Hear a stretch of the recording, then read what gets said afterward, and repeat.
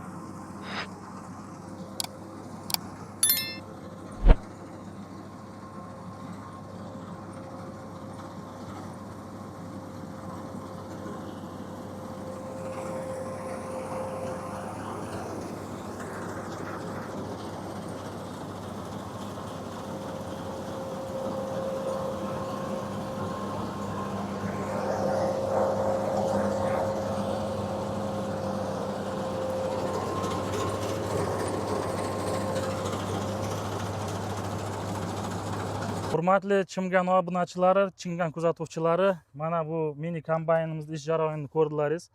Bu yoq endi Faxrin aka shu kombaynda ishlaydi. Mana shu Faxrin aka hozir mana shu kombayn haqida hamma narsani aytib beradi. Faxrin aka, endi shu kombayn bo'yicha aytib bering, ish jarayonida necha yildan beri ishlaysiz? Qanday, yoqdimi, nima muammolari bo'ldi bularda? Bu Chimgan to'g'risida nima desam bo'ladi? Mana 2 yildan beri haydayman. Yomon emas. O'ziga yarasha udobstvolari bor. Qiynalgan joyim bo'lmadi lekin. Ishlash qanday? Shustr ishlashi. Ha, chaqqon lekin. Tezligi ham bor, o'rganda ham yaxshigina. Men nimasida ham yo'q, sholida boshoq tushmas ekan. Yaxshigina elab, tozagina elab berar ekan. Sholini ham toza chiqaryapti. Ish jarayonida Faxrin aka qanaqadir bir muammolar chiqmadimi? Endi texnikada bir ikkita muammo bo'ladi, kamchiligi. Nomiga o'zimiz qo'limizdan kelgancha tashlaymiz uni. Yengil narsada. Seryoz narsalar yo'q. Yo'q, seryoz narsa yo'q. Tushunarli. Seryoz narsa yo'q. Hurmatli Chimgan obunachilari va Chimgan kuzatuvchilari, sizlarga mana shunaqa kombayn kerak bo'lsa, kombayn qidirib yurganlar, pastdagi raqamga telefon qilasizlar. Adresimiz Erkin posti yonida, Chinozdan kelganda Erkin postga 100 metr yetmasdan joylashgan. Sotuv ofislarimiz hammasi o'sha yerda. Biz bilan birga bo'linglar.